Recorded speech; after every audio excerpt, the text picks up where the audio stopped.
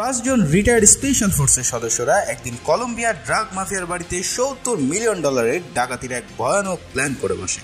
কিন্তু সেই মিশনে তাদেরকে এমন সব পরিস্থিতির মধ্যে দিয়ে যেতে হয় যা রীতিমতো তোমাকে থ্রিল করে দেবে। বলছিলাম 2019 সালে নেটফ্লিক্সে মুক্তি পাওয়া ট্রিপল ফ্রন্টিয়ার মুভির কথা। টাকার লোভ ও এর পরিণাম যে কত প্রকার ও কি হতে পারে সেটা এই মুভি দেখলেই তুমি বুঝে যাবে। আর শেষে যে টুইস্ট রয়েছে তার কথা বা নাই বললাম। মুভিটি আমার বেশ পছন্দের, আর আমিও মনে করি তোমাদেরও অনেক ভালো একটি সময় কাটবে।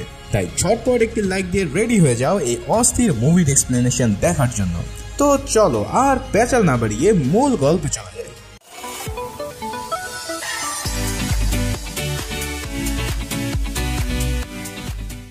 মুভির শুরুতে আমরা একজন স্পেশাল ফোর্সের সদস্য সান্তিয়াগোকে দেখতে পাই কলম্বিয়ার একটি অঞ্চলে অভিযান পরিচালনা করতে। এখানে সান্তিয়াগো এসেছে এক ড্রাগ লর্ড মানে মাদক গডফাদারকে ধরার জন্য, যার নাম লরেয়া। সান্তিয়াগো কলম্বিয়ান পুলিশের সহায়তায় সাসপেক্টের বাড়ির সামনে গিয়ে চারিদিক থেকে ঘিরে ফেলে। পুলিশ তার হেডমাইক দিয়ে তাদেরকে স্যারেন্ডার করার নির্দেশ দেয়, কিন্তু কিসের স্যারেন্ডার? উল্টো ডিজে গান বাজিয়ে আচমকাই তারা ভিতর থেকে পুলিশের উদ্দেশ্যে ফায়ারিং করতে থাকে। এবার সান্তিয়াগো সবাইকে ব্যাকআপ নিয়ে হোল্ড করতে বলে, কারণ ভিতরে অনেক সদস্য আছে বলে তার মনে হচ্ছে। ততক্ষণে মাদক ব্যবসায়ীরা কয়েকজন পুলিশের মাথার খুলি উড়িয়ে দিয়েছে, আর এটা দেখে সান্তিয়াগো আরো ঠান্ডা মাথায় প্ল্যান করতে থাকে কিভাবে এদের খতম করা যায়। এবার সান্তিয়াগো সন্তপনে ওই বাড়ির কাছাকাছি চলে আসে, আর তার কাছে থাকা হ্যান্ড ক্যানিয়ন দিয়ে ফায়ার করলে ওই বিল্ডিং এর বারান্দা উড়ে গিয়ে মাদক ব্যবসায়ীরা মারাত্মকভাবে আহত হয়। পরিবেশ যখন ঠান্ডা হয়ে যায় তখন সান্তিয়াগো ভিতরে ঢুকে দেখতে পায় অনেক মাদকের চালারা সেখানে আটক হয়ে পড়ে আছে। কলম্বিয়ান একজন পুলিশ তাদের বস লরেয়ার বিষয়ে জিজ্ঞাসাবাদ করলে তারা বলে, আরে স্যার, এখানে $4 লাখ আছে, এটা নিয়ে আমাদেরকে ছেড়ে দেন। কিন্তু মাদক ব্যবসায়ীদের কাছে $4 লাখ তো হাতের ময়লা।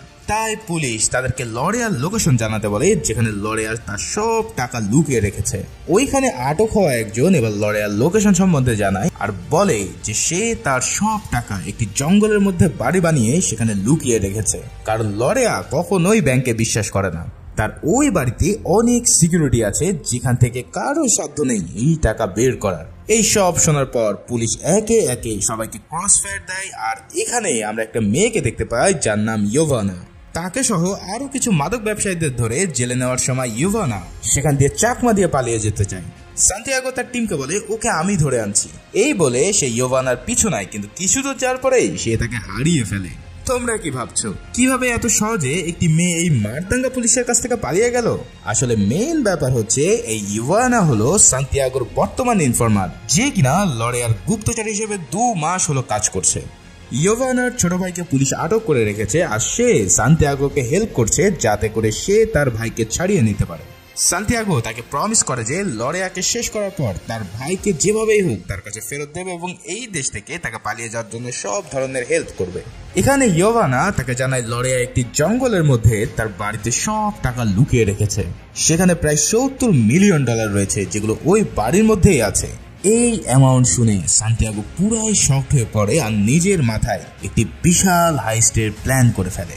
তার প্ল্যান অনুসারে এবার সান্তিয়াগো দেখা করে তার কয়েকজন এক্স কলিগের সাথে, যারা ইতিমধ্যে স্পেশাল ফোর্স থেকে রিটায়ার্ড হয়ে গিয়েছে।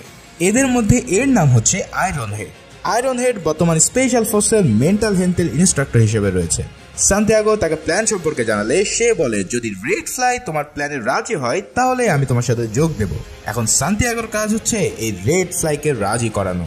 পরের সিন আমরা রেড ফ্লাইকে দেখতে পাই, যে কিনা স্পেশাল ফোর্সে থাকাকালীন খুব মেরিট এবং টপ ক্লাস একজন সোলজার ছিল, কিন্তু বর্তমানে রেড ফ্লাই অনেক অর্থ কষ্টের মধ্যে রয়েছে। টুকটাক বাড়ি বিক্রির দালালি করে সে তার মেয়েকে নিয়ে কোনো রকম দিন যাপন করে চালিয়ে নিচ্ছে। সেখানে সান্তিয়াগো উপস্থিত হয়ে তাকে তার প্ল্যান সম্পর্কে বলতে থাকে। সান্তিয়াগো জানায় সে একটি এজেন্সির মাধ্যমে আনঅফিশিয়াল মিশনের দায়িত্ব পেয়েছে, যেখানে একজন ড্রাগ লর্ডের বাড়িতে রেড করে তার সকল অর্থ সিজ করতে হবে। যত টাকা আমরা সিজ করতে পারবো তার 25% অ্যামাউন্ট আমাদের দিয়ে দেওয়া হবে। টাকার অঙ্ক যেহেতু $70 মিলিয়ন, তাই আমরা যদি এটা করতে পারি তাহলে একজনের ভাগে হিউজ অ্যামাউন্ট পাওয়া যাবে, যা দিয়ে আমরা বাকি জীবন আরামায়েশে পার করে দিতে পারবো। যেহেতু রেড ফ্লাই অনেক ট্যালেন্ট ছিল, তাই সে বুঝে যায় যে এই কাজটা হচ্ছে একদম ইললিগাল। তাই সে সরাসরি নাকচ করে দেয় এই মিশনে যাওয়ার জন্য। কিন্তু সান্তিয়াগো বলে, ভাই, সারা জীবন দেশের জন্য 5 বার গুলি খেয়েছো, কিন্তু দেখো তার বিনিময়ে এখন মেয়েকে একটি ভালো কলেজেই ভর্তি করতে পারলে না। কি লাভ হলো সারা জীবনে এত সৎ থেকে? তার চেয়ে জীবনে একবার অফ দ্য রেকর্ড কাজ করো। আমি কথা দিচ্ছি কোনো কোনো ধরনের ঝামেলা হবে না এখানে। এসব শুনে তবুও রেড ফ্লাইয়ের মন নরম না হলে সান্তিয়াগো পুরো প্রজেক্টের একটি ফাইল তার হাতে গুঁজে দিয়ে সেখান থেকে চলে যায়। এবার সান্তিয়াগো ফিরে আসে আয়রন হেডের কাছে আর জানায় এই বান্দাকে তো সে কোনোভাবেই রাজি করাতে পারলো না। আয়রন হেড বলে তাকে ছাড়া মিশন সম্ভব না, কারণ তার যে ট্যালেন্ট সেটা দিয়েই কেবল এমন কঠিন মিশনকে একদম পানির মতন সহজ করা পসিবল। এখানে এবার তাদের সাথে দেখা হয় আরো দুজন ফ্রেন্ডের সাথে যাদের নাম বেন ও ক্যাটফিশ। বেন বর্তমানে বক্সিং প্লেয়ার আর ক্যাটফিশ আগে ছিল স্পেশাল ফোর্সের একজন পাইলট। সান্তিয়াগোর এই মিশনে একজন পাইলট প্রয়োজন, তাই সে ক্যাটফিশকে জয়েন করার জন্য অফার করলে সেও জানায় বর্তমানে সে একদম সাংসারিক মানুষ, এখন সে আর নতুন করে কোনো ক্যাচালে জড়াতে চায় না।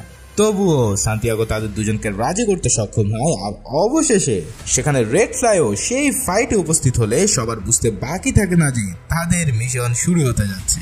সবাই বেশ এক্সাইটেড এমন একটি লাইফ চেঞ্জিং মিশন করার জন্য যেখানে তাদের জীবন পুরোই পাল্টে যেতে চলেছে। তবে রেড ফ্লাই জানায় সে কেবল একজন রেকি হিসেবে এই প্ল্যানে থাকবে, কোনো ধরনের ফায়ারিং বা কিলের মধ্যে সে নেই। সান্তিয়াগো এক বাক্যেই তার সত্যি রাজি হয়ে গেলে দুদিন পর সবাই মিলে আমেরিকা থেকে কলম্বিয়ার উদ্দেশ্যে রওনা দেয়। সান্তিয়াগো আগে থেকে তাদেরকে ফেক পাসপোর্ট রেডি করে রেখেছিল, আর যেহেতু কলম্বিয়ায় ফেস রেকগনাইজেশন টেকনোলজি এখনো ম্যাচ ভাবে নেই, তাই তাদের ফেসও কেউ চিনতে পারবে না। ফলে কাজ শেষ করে বের হয়ে গেলেও তাদের কোনো রেকর্ড কেউ খুঁজে পাবে না। কলম্বিয়াতে এসেই তারা পৌঁছে যায় এক ভয়ানক জঙ্গলের মধ্যে যেখানে লড়াইয়া সেফ হাউস ছিল। এখানে এসে সবাই পজিশন নিয়ে অবজার্ভ করতে থাকে বাড়ির কার্যক্রম। এবার ক্যাটফিশ দেখতে পায় বাড়ির অনেক মাইনর মানে বাচ্চা কাচ্চা রয়েছে, পুরো বাড়িতে একটি ফ্যামিলির বসবাস। তাই সে সাফ জানিয়ে দেয় এই কাজ করার জন্য সে কোনো বাচ্চা বা মেয়েদের গায়ে আঁচড় দিতে পারবে না। তখন সান্তিয়াগো জানায় তার প্রয়োজন হবে না, কারণ লরেয়া অনেক ধার্মিক মানুষ। সে প্রতি রবিবার সকাল 6টায় 3 জন গার্ডের সাথে পুরো পরিবারকে চার্চে পাঠায় প্রার্থনা করার জন্য। আমরা সেই সময়টাতে এই বাড়িতে রেড দেব। তবে সে সময় লরেয়া এই বাড়িতেই থাকার কথা, কারণ এত টাকা ছেড়ে সে কখনোই বাড়ি থেকে বের হয় না। এমন সময় সেখানে সান্তিয়াগোর সেই গার্লফ্রেন্ড বা ইনফর্মার একটি গাড়ি নিয়ে তার বাড়ির সামনে উপস্থিত হয়। ইয়োভানা কয়েকটি টাকার ব্যাগ ও হিসাবের খাতা নিয়ে চলে যায় লরেয়ার কাছে সেটা সাইন নেওয়ার জন্য। এখানেই আমরা প্রথমে লরেয়াকে দেখতে পাই। অন্যদিকে আয়রন হেড ঝোপের মধ্যে একটি গ্রাউন্ড সেন্সর দেখতে পায়, যেটা সেট করা হয়েছে যাতে কেউ এই পথ দিয়ে গেলে তার ইনফরমেশন লরেয়া পেয়ে যায়। তবে পুরো টিম এই অবজারভেশনে বুঝতে পারে যে এই জায়গাটা লরেয়া যতটা সেফ ভাবে ততটা না। তাদের মতন এলিট টিমের কাছে এই ধরনের সিকিউরিটি ব্রেক করা কোনোই ব্যাপার না, তাই সহজেই বাড়িতে রেড দিয়ে সব টাকা হাতিয়ে নিতে খুব একটা বেগ পেতে হবে না তাদের। রাতে ডিনার করার সময় যখন রেড ফ্লাই সান্তিয়াগোকে প্রশ্ন করে তোমার এজেন্সির টিম কখন আসবে, তখন সান্তিয়াগো জানায় এটা আসলে কোনো এজেন্সির মিশন নয়, এই মিশনটা আমরা নিজেরাই করতে যাচ্ছি। তোমরা এটা শুনে রাজি হতে না বিধায় আমি তোমাদেরকে মিথ্যা বলে এখানে নিয়ে এসেছি। এই সব ফাউল কথা শুনে রেড ফ্লাই তো পুরোই মেজাজ খারাপ হয়ে পড়ে, কিন্তু সান্তিয়াগো জানায় আরে ভাই আমরা পুরো এলাকা অবজারভেশন করে দেখেছি যে আমাদের এই 5 জনই এনাফ এই মিশনের জন্য। ফলে এটা করে আমরা সবাই পুরো $70 মিলিয়ন সমভাগে ভাগ করে নেব, আর এই টাকাগুলো তো সব অবৈধ, তাই কেউই কখনো এই টাকার হিসেব চাইতে আসবে না। এছাড়াও লরেয়াকে মেরে ফেলতে পারলে এই দেশেরও একটা বড় উপকার হবে। এমনও হাজারো বয়ান দেওয়ার পর সবাই মোটিভ হয় আর অবশেষে মিশনটি নিজেরাই করার জন্য সম্মতি জানায়। যেহেতু মেইন প্ল্যান মেকার হলো রেড ফ্লাই, তাই এবার সে প্ল্যান অনুসারে ব্রিফ করতে থাকে। সে জানায় আমাদের 40 মিনিটের মধ্যেই এই রেড শেষ করতে হবে, যাতে তার ফ্যামিলি চার্চ থেকে ফেরত আসার আগেই আমরা কেটে পড়তে পারি। রেড স্টার্ট করেই আমাদের প্রথম কাজ হবে সব গার্ডদের হ্যান্ডকাপ পরানো এবং সিকিউরিটি রুমের ক্যামেরা ও হার্ড ড্রাইভ ডিস্ট্রয় করা। এরপর এই $70 মিলিয়ন ব্যাগে ভরতে হবে। যেহেতু টাকার পরিমাণ অনেক, তাই এর ওজন হবে প্রায় 800 কেজি। এবার এত ভারী ব্যাগ ক্যারি করার জন্য দরকার পড়বে একটি ভ্যানেজ, কারণ এত ওজন নিয়ে আমরা 5 জন অন্য পথ দিয়ে ভেঙে যেতে পারবো না। যেহেতু ওই বাড়িতে যে গাড়িগুলো রয়েছে সেগুলো সব চার্জের জন্য ব্যবহার করা হবে, তাই আমাদেরকে ইয়োভানার মাধ্যমে আরো একটি গাড়ি সেখানে সেট করে রাখতে হবে।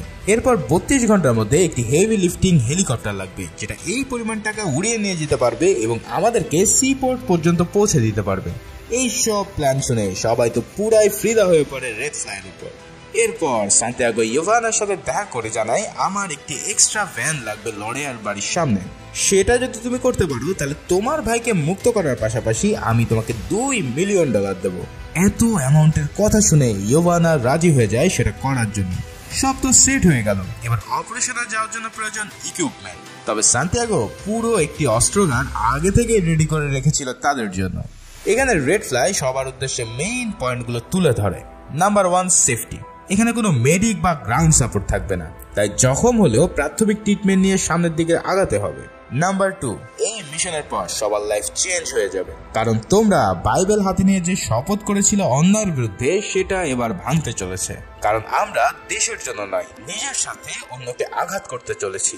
Number 3, laureate family. যদি তারা সেদিন চার্চে না যায়, তাহলে এই মিশন কোনো কথা ছাড়াই শেষ। কোনো ধরনের সেকেন্ড স্টেপ আমরা নেব না এই মিশনের জন্য, কারণ ফ্যামিলিকে হিট করে আমরা এই অন্যায় কাজ করতে পারবো না। আর সর্বশেষ হলো, এখনো সময় আছে এই মিশন থেকে বের হয়ে যাওয়ার, কারণ এখন টাকার লোভে হয়তো আমরা মত্ত আছি, কিন্তু ভালো হয় যদি এই মিশন ছেড়ে এখনই কেউ চলে যায়। তবে এই 5 জনের কেউই এই সব শুনেও মিশন ছেড়ে যায় না, ফলে শুরু হয় এক ভয়ানক লোভের মিশন। পুরো টিম ভারী বর্ষণের মধ্যে মাঝরাত্রে উপস্থিত হয় লরিয়ার বাড়ির সামনে। সেখানে অপেক্ষা চলতে থাকে কখন তার ফ্যামিলি চার্চের জন্য বের হবে। ঠিক 6টার সময় লরিয়ার ফ্যামিলি 3 জন গার্ড নিয়ে বের হয়ে পড়ে চার্চের উদ্দেশ্যে, আর অন্যদিকে ইয়োভানাও হাজির হয় একটি খালি গাড়ি নিয়ে। গার্ড তাকে প্রশ্ন করলে সে জানায় এই গাড়ি লরিয়া নিজে নিয়ে আসতে বলেছে। এদিকে ইয়োভানা সেখান থেকে চলে যাওয়ার পর স্পেশাল টিমও সামনের দিকে আগানো শুরু করে। ঘরে ঢুকেই প্রথমে আয়রন হেড একটি গার্ডকে পিছন থেকে অ্যাটাক করে তাকে বন্দী বানিয়ে ফেলে। অন্যদিকে সবাই সন্তর্পণে ঘরের মধ্যে দিয়ে হাঁটতে থাকে, আর একে একে বাকিদেরও কোনো সাউন্ড ছাড়াই আটক করে ফেলে। কিন্তু একজনকে ধরতে না পেরে ক্যাটফিশ তার পায়ে গান শট দিয়ে ফেলে, ফলে এই সাউন্ডে সবাই অ্যালার্ট হয়ে যায়। তবে সেখানে আর কোনো গার্ড না থাকায় খুব একটা সমস্যায় পড়তে হয় না তাদের। এরপর সবাই বাড়ির মেন রুমে প্রবেশ করে, কিন্তু কোথাও তারা একটি টাকারও সন্ধান পায় না। মুহূর্তেই পুরো টিম বুঝে ফেলে যে ওই ইনফরমার তাদেরকে ভুল বলেছে যে এই বাড়িতে টাকা লুকানো আছে। তারা রাগে দুঃখে প্রায় চলেই যাবে, ঠিক সেই সময় সান্তিয়াগো কিছু রঙের ডিব্বা দেখতে পায়, যেটা দিয়ে কয়েকদিন আগে পুরো দেওয়াল রং করা হয়েছে। তাই সে দেওয়াল ভাঙতে শুরু করে, আর দেওয়াল ভাঙার পর তাদের সবার চোখ আনন্দে জল করতে থাকে, কারণ পুরো দেওয়ালে থরে থরে সাজানো রয়েছে লরিয়ার সব ডলারগুলো।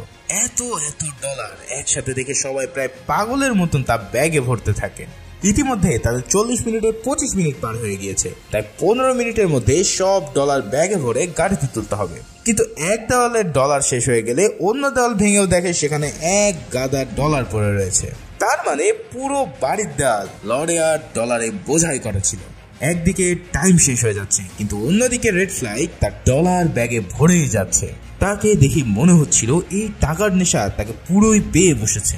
আসলে দীর্ঘদিন অর্থ কষ্টে ভোগার কারণে রেড ফ্লাই এত অর্থ দেখে পুরোই লোভী হয়ে পড়ে।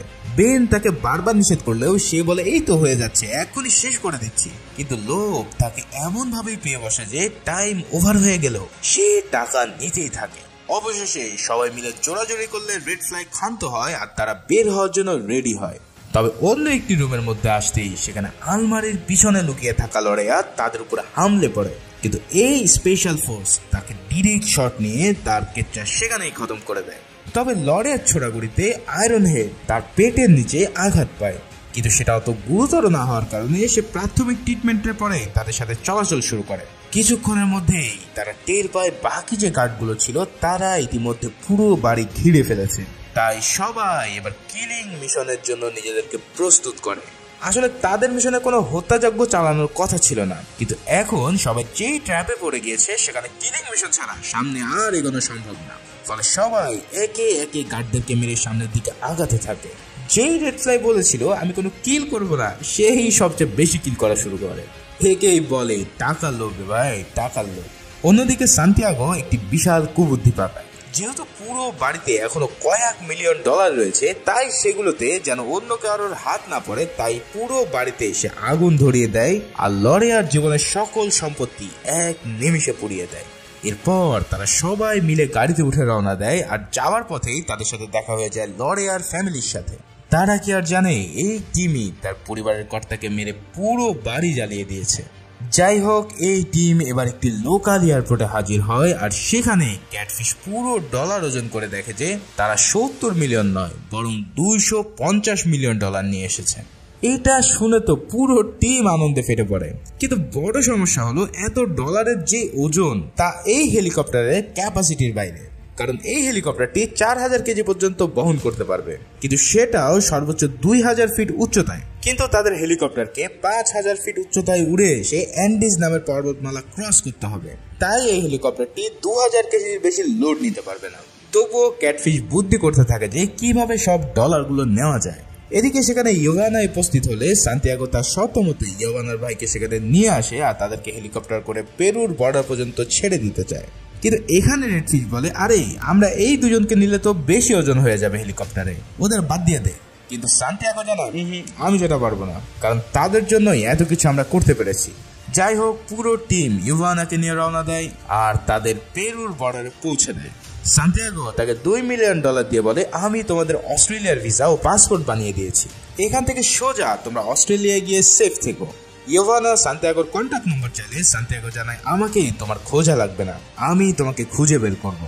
এই বলে সান্তিয়াগো তাকে বিদায় জানায় আর টিম এবার উড়াল দেয় সমুদ্র সৈকতের উদ্দেশ্যে, যেখানে তাদের জন্য একটি বোট অপেক্ষা করছিল। সকাল সকাল তারা পৌঁছে যায় অ্যান্ডিজ পর্বতমালার পাদদেশে। তবে সেখানে যাওয়ার পর থেকেই তাদের হেলিকপ্টার ফাজলামো শুরু করে দেয়। অতিরিক্ত ওজনের কারণে হেলিকপ্টার জার্কিং শুরু করলে ক্যাটফিশ বলে, আমাদের কিছু ওজন হালকা করতে হবে, না হলে এই পর্বতমালা আমরা পার হতে পারবো না।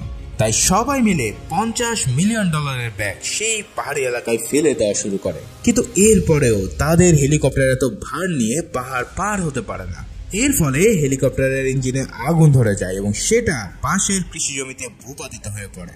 এমন হার্ড ল্যান্ডিং এর কারণে কেউ আহত না হলেও তাদের ডলারের ব্যাগের আশেপাশে অনেক লোক জড়ো হয় আর তারা সব ডলারগুলো লুট করা শুরু করে। সান্তিয়াগো তখন নিজেদেরকে আর্মি অফিসার বলে পরিচয় দেয় আর বলে, এগুলো সরকারি মালামাল, কেউ যেন একটা টাকায় হাত না দেয়। কিন্তু গ্রামের লোক বলে, যেহেতু এটা আমাদের জমিতে পড়েছে তাই এর মালিক এখন আমরাই। এই ক্যাচাল নিয়ে সান্তিয়াগো আর রেড ফ্লাই তাদের সাথে অনেক কথা কাটাকাটি শুরু করে দেয় আর এক পর্যায়ে গ্রামের লোকজন তাদের উপর হামলা চালাতে চাইলে রেড ফ্লাই দুম দাম করে 3 জনকে শুট করে দেয়।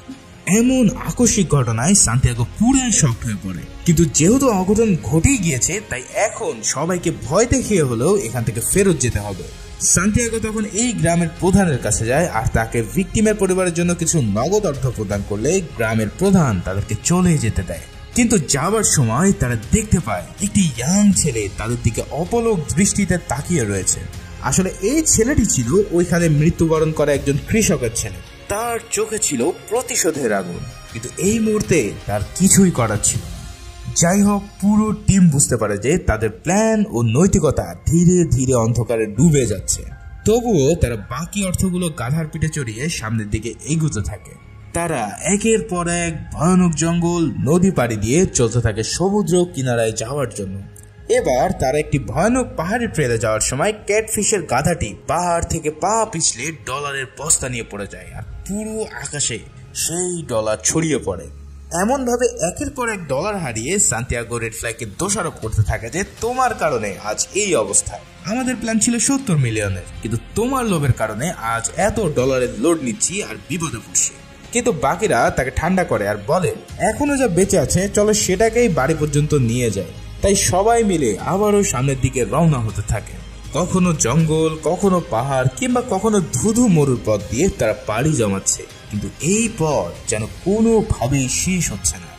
এক পর্যায়ে তারা আন্দিজ পর্বতমালার চূড়ায় ওঠার সিদ্ধান্ত নিলে সকল ডলারের ব্যাগ নিজেরাই উপরে উঠিয়ে গাধাগুলোকে মুক্ত করে দেয়। পাহাড়ে উঠে তারা অপেক্ষা করতে থাকে সকালের জন্য, কিন্তু রাতে সেখানে বরফ জমানো ঠান্ডা পড়া শুরু করে।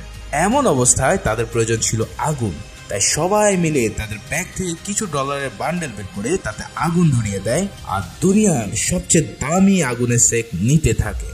মানে বুঝতেই পারছো, জীবনে বেঁচে থাকাটাই প্রথম স্টেপ, এরপর বেঁচে থাকলে সবকিছুই করা সম্ভব।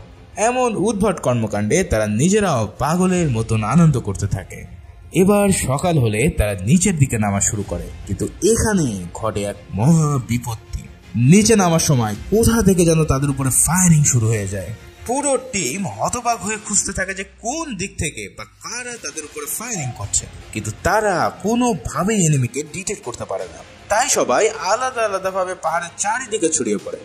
সান্তিয়াগো পাহাড়ের উপরে উঠে দেখতে পায় একটা ছোট্ট ছেলে গান তাক করে ফায়ারিং করছে। সান্তিয়াগো একটি শট নিয়ে ওই ছেলেকে ডাউন করে দেয়, কিন্তু অন্য আরেকটি ছেলে খুব সন্তর্পণে রেড ফ্লাইয়ের উপরে অবস্থান নেয় আর সেখান থেকে তাকে একটি হেডশট দিয়ে তার মাথা উড়িয়ে দেয়। এই আচমকা ইভেন্টে পুরো টিম একদম শোকে কাতর হয়ে পড়ে আর সান্তিয়াগো ওই ছেলেটিকে কিল করে দেয়। পরে দেখা যায় এটা ছিল সেই ছেলেটি যার বাবাকে সেদিন রেড ফ্লাই হত্যা করেছিল। কথাই বলে না, পাপ পাপকেও ছাড় দেয় না, তাই রেড ফ্লাই তার জীবন দিয়ে সেই পাপকে মোচন করেছিল। পুরো টিম তাদের ভাই সমতুল্য বন্ধুকে হারিয়ে শোকে কাতর হয়ে পড়ে, কিন্তু সান্তিয়াগো সবাইকে সান্ত্বনা দিয়ে জানায় আমাদের যেভাবেই হোক এই মিশন শেষ করতে হবে। এই মিশনে যে অর্থ রেড ফ্লাই আর্ন করেছে সেটা তার পরিবারের প্রাপ্য, তাই আমরা এই অর্থ নিয়ে গিয়ে সেটা রেড ফ্লাই পরিবারকে বুঝিয়ে দেব। এটা এখন আমাদের কাছে একটি বড় দায়িত্ব। সবাই তার কথা শুনে রাজি হয় আর রেড ফ্লাইয়ের বডি প্যাক করে তারা আবারও সামনের দিকে চলতে থাকে। তারা প্রায় সমুদ্রের কাছাকাছি চলে আসে, কিন্তু ইতিমধ্যে 5 দিন পার হয়ে গেছে বিধায় তাদের জন্য যে নৌকাটি অপেক্ষা করছিল সেটা এখনো আছে কিনা সেই বিষয়ে সবাই কনফিউজ হয়ে যায়। এটার খোঁজ নিতে বেন বলে আমি কিনারায় গিয়ে দেখে আসি ওই বোটের লোকজন এখনো আছে নাকি। বেন একাই নিচের দিকে রওনা হয় আর সবাই উপরে অপেক্ষা করতে থাকে সকালের জন্য।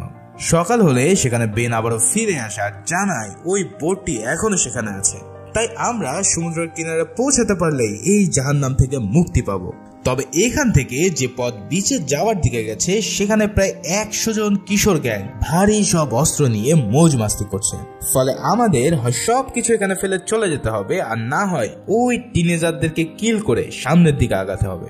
সান্তিয়াগো জানায় সে যেহেতু ইতিমধ্যে অনেক কিছু হারিয়েছে এই লড়াই আর ডলারের জন্য, তাই এখন এই টিনেজারদেরকে মারতেও তার বাঁধবে না। তার বন্ধু যেহেতু এই টাকার জন্যই মরেছে, তাই এই টাকা সে দেশে নিয়েই যাবে। কিন্তু পুরো টিম তার কথায় অসম্মতি জানায়, কারণ ইতিমধ্যে তারা বহু পাপ করে ফেলেছে, আর কোনো হত্যাকাণ্ড কেউই করবে না। আয়রন হেড তাকে বোঝাতে সক্ষম হয় আর সান্তিয়াগো সিদ্ধান্ত নেয় তাহলে আমরা যা আয় করেছি এই সব টাকা এখানেই ফেলে যাব আর শুধু রেড ফ্লাইয়ের বডি ও নিজেদের ব্যাগে যা ক্যারি করা যায় তাই নিয়ে রওনা দেব। সবাই এই সিদ্ধান্তে রাজি হলে একটি খাদের মধ্যে তাদের কষ্টের টাকার ব্যাগগুলো একে একে ফেলে দেওয়া শুরু করে। যাক, অবশেষে তারা এই লোভের বেড়াজাল থেকে বেরিয়ে আসতে সক্ষম হয়। এবার সামনে আগানোর পালা। পুরো টিম ওই গ্যাংদের মাঝখান দিয়ে সন্তর্পণে এগিয়ে যেতে থাকে। বেন তাদের সাথে না গিয়ে আগে থেকে ওই বিচের কাছে চলে যায় যাতে সে বোটটি রেডি রাখতে পারে। অন্যদিকে সান্তিয়াগো, ক্যাটফিশ ও আয়রন হেড একটি গাড়ি দেখতে পেয়ে সেটার কাছে উপস্থিত হয়, কিন্তু সেখানে আগে থেকে এক ছোকরা উপস্থিত ছিল যে কিনা তাদের দিকে গান তাক করে ফায়ারিং করতে চায়। সান্তিয়াগো তাকে কোনো রকম শান্ত করতে চায়, তবে ওই ছেলেটি শান্ত না হয়ে তার বসকে কল করতে গেলে সবাই মিলে তাকে আটক করে আর গাড়ি স্টার্ট দিয়ে সেখান থেকে পালিয়ে যায়। ইতিমধ্যে ওই গ্যাংও বুঝে ফেলে তাদের এখানে বাইরের কেউ এসেছে, তাই সবাই মিলে তাদেরকে ধাওয়া করা শুরু করে দেয়। ক্যাটফিশ বলে আরে ভাই সবগুলারে শুট করে উড়াই দে, এছাড়া আমাদের হাতে আর কোনো রাস্তা বাকি নাই। কিন্তু সান্তিয়াগো জানায় সে নতুন করে আর কাউকে হত্যা করবে না, তবে যেভাবে ওই গ্যাং তাদের উপরে হামলে পড়েছে তাতে ফাইট ব্যাক না করলে তাদেরকেও মরতে হবে এখানে। তবুও সান্তিয়াগো শান্ত মাথায় এক এক করে তাদের গাড়ির টায়ারে ফায়ারিং করে আর সেগুলোকে থামাতে সক্ষম হয়। অবশেষে তারা বিচের কাছাকাছি চলে আসে আর সেখানে দেখা যায় বেন ইতিমধ্যে ওই স্পিড বোট নিয়ে তাদের জন্যই অপেক্ষা করছে। পুরো টিম রেড ফ্লাইয়ের বডি নিয়ে সেই স্পিড বোট উঠে পড়তে সক্ষম হয় আর ফাইনালি তারা সমুদ্রের গভীরে চলে যেতে থাকে। মুভিটি এখানে শেষ হয়ে যেতে পারত, কিন্তু কাহিনীর টুইস্ট এখনো অনেক বাকি। পরে সিনে দেখা যায় তারা একটি ল ফার্মে এসেছে আর তাদের সবার কাছে থাকা ডলার হিসেব করে দেখা যায় যে তারা মোট $5 মিলিয়ন নিজেদের সাথে করে আনতে পেরেছে। তার মানে এখন প্রতিজন $1 মিলিয়ন করে শেয়ার পাচ্ছে এই মিশনে। এছাড়া রেড ফ্লাইয়ের যে শেয়ারের অংশ আছে তার রেড ফ্লাই ফ্যামিলি ট্রাস্ট বানিয়ে সেখানে তারা ডোনেট করে দেয়। তবে বেন তার নিজের শেয়ারও রেড ফ্লাই ট্রাস্টে দান করে দেয় নিজের অপরাধ বোধ থেকে। এটা দেখে একে একে সবাই তাদের নিজেদের $1 মিলিয়ন রেড ফ্লাইয়ের পরিবারকে ডোনেট করে দিয়ে অপরাধের বোঝা কিছুটা নামাতে সক্ষম হয়। সবাই এই ডোনেটের পর সান্তিয়াগোর কাছ থেকে বিদায় নিয়ে চলে যায়। তবে যাওয়ার সময় আয়রন হেড সান্তিয়াগোর হাতে একটি কাগজ দিয়ে বলে, দেখো কোনোদিন এটাকে কাজে লাগাতে পারো কিনা। সান্তিয়াগো সেই কাগজ খুলে দেখতে পায় সেখানে একটি লোকেশনের কোঅর্ডিনেট লেখা রয়েছে। তার মানে হলো এটা সেই লোকেশনের এক্সাক্ট কোঅর্ডিনেশন যেখানে তাদের সব ডলারগুলো তারা ফেলে রেখে এসেছিল। এবার তাহলে কি হতে চলেছে? সান্তিয়াগো কি আবারও সেখানে যাবে সেই ডলার উদ্ধার করার জন্য, নাকি নিজের পাপকে আর সে বেশি দীর্ঘায়িত করবে না? দর্শকদের এই সব প্রশ্নের সম্মুখীন করে মুভিটি এখানেই শেষ হয়ে যায়।